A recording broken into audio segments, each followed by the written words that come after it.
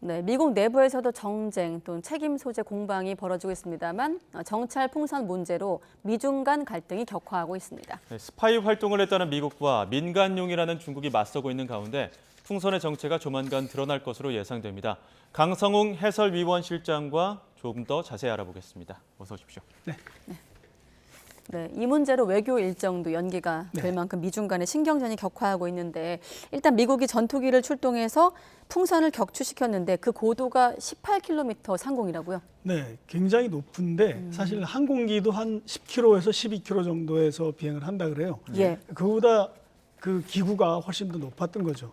그러니까 뭐 심지어 미국에서는 경찰들이 그 혹시 보인다고 총을 쏘지 마라. 총이 날아가지 않는다. 이 정도로 얘기를 했을 정도인데요. 네. 토요일 날 현지 시각으로 오후 2시 반쯤입니다. 이제 미국의 그 전투기, 최신의 전투기가 접근해서 이거를 격추시켰는데 저렇게 산산조각이 나는 모습을 보이고 있습니다.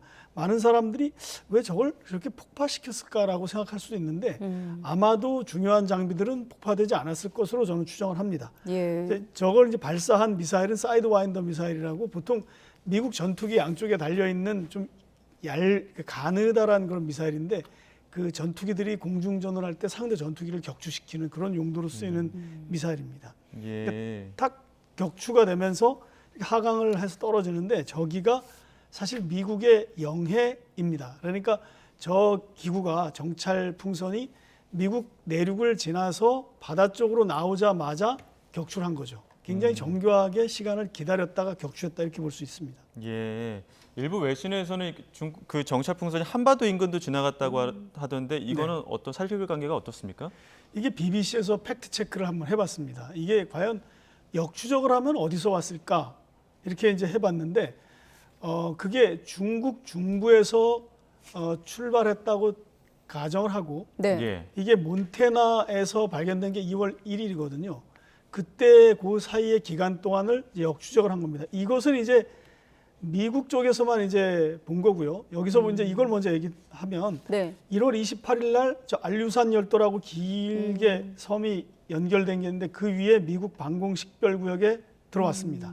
예. 들어와가지고 이게 알래스카의 영토 가운데를 지나서 그 다음에 이제 캐나다 쪽으로 들어오죠. 그게 1월 30일입니다. 이틀이 네. 걸려서 들어왔고 그래서 이쪽 동부 말하자면 캐나다 쪽은 서부죠. 서부 해안을 따라 쭉 내려오다가 2월 1일 날 미국 본토로 들어오는데 아이다호 북쪽 영공으로 들어왔습니다. 네. 예. 여기서부터 물론 알래스카도 영공이지만 여기는 이제 본토의 영공이죠. 잠깐 거쳐서 몬태나로 들어왔습니다. 이제 이때부터 한 사흘 동안 내륙을 지나서 동쪽의 캐롤라이나 쪽, 정확히 말하면 사우스 캐롤라이나의 북쪽 해안에 왔을 때 격추시킨 거죠. 이렇게 이제 행로를 볼 수 있는데 한국 거를 이제 보면 이게 이제 BBC에서 기상 전문가 댄 셰터필드가 추정한 거를 보도한 겁니다.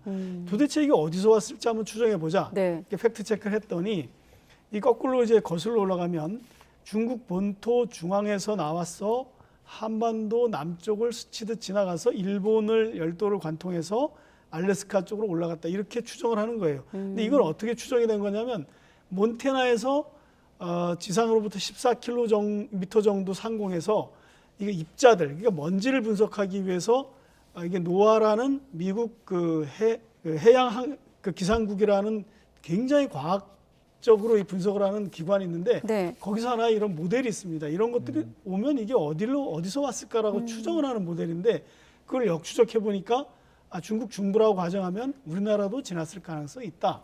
이렇게 해서 이제 저거를 올려놨는데 본인이 이제 그 개인 SNS 계정에 올려놨습니다. 그런데 이제 우리나라 정부 공식 입장은 국방부에서는 한국의 영공을 통과한 적은 없다. 이게 우리나라 입장입니다. 그런데 예. 풍선이다 보니 바람의 방향하고 좀 따라갔나 봐요. 역추적. 그렇습니다. 그걸 정확히 역추적해 보니 저런데 BBC도 그랬습니다. 이게 추정한 것이 정확한 건 아닐 수 있다. 네. 네. 아무튼 풍선은 추락을 했고 잔해 일부가 이미 수거됐다 이런 소식도 들려오고 있던데 네. 잔해 수거 부분은 좀 진전이 있는 건가요?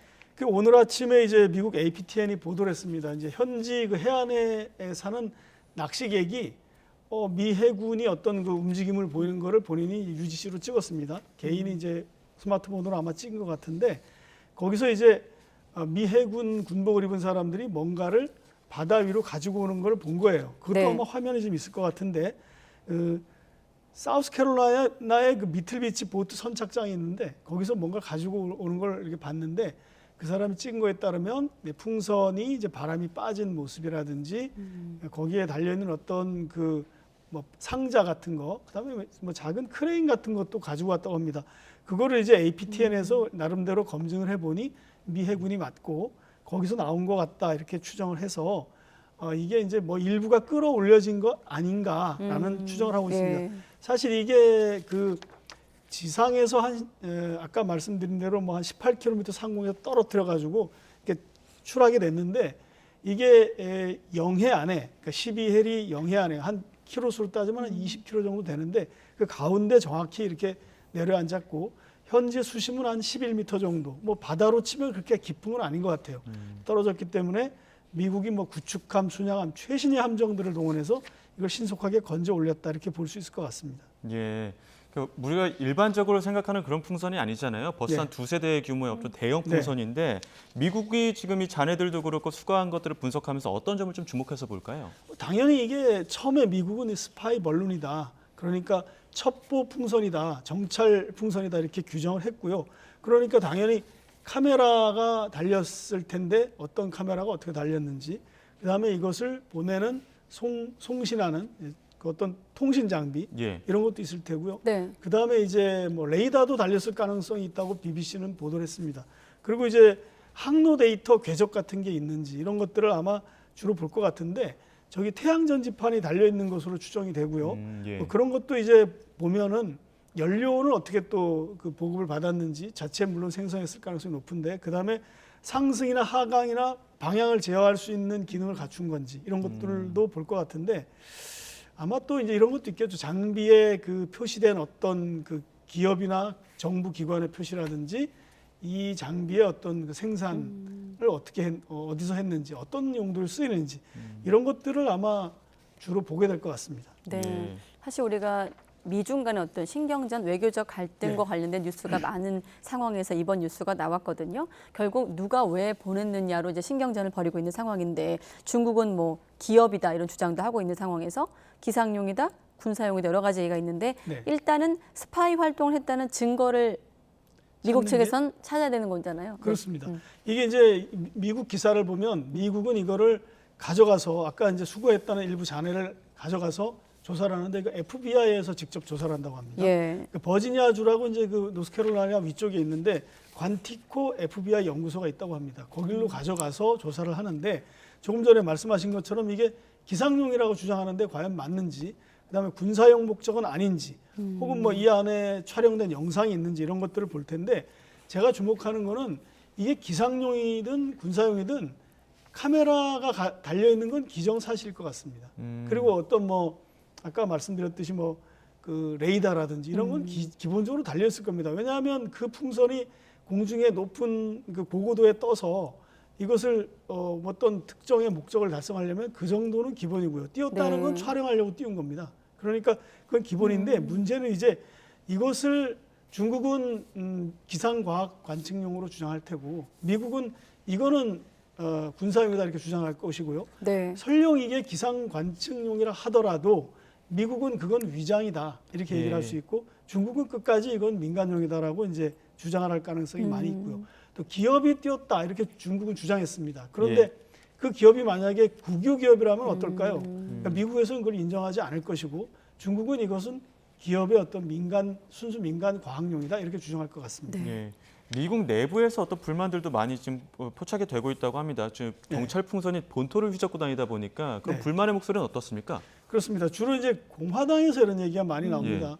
공화당은 뭐 지금 사실 미국 내 반중 여론이 굉장히 거세기 때문에 민주당이든 공화당이든 비슷할 것 같은데 특히 공화당이 이제 야당이다 보니까 이것은 뭐 당연히 정찰 풍선이고 특히 이제 핵무기 기지의 정보를 수집하기 위해서 온 것이다 이렇게 거의 단정을 하고 있습니다. 예. 그 이유는 이제 몬태나에 그게 이제 미니트맨이라고 우리가 알고 있는 미국의 최신의 ICBM 대륙간 탄도미사일 그것은 이제 기본적으로 소련이나 그러니까 러시아나 중국을 겨냥한 건데 거기에 사일로 그러니까 지하 경납고가 있는 쪽이 그 이 비행 궤적과 일치한다는 거죠. 예. 그렇기 때문에 공화당에서는 이걸 뭐 당연히 이것을 이제 군사용이라고 보고 이걸 보자마자 내륙에서 격추를 했어야 된다 이렇게 주장을 하고 있고요. 네. 그러나 이제 미국 행정부는 이게 이제 군에서 이렇게 제안을 했다고 합니다. 그것이 민간인들에게 피해를 줄 수 있기 때문에 서두를 건 없다.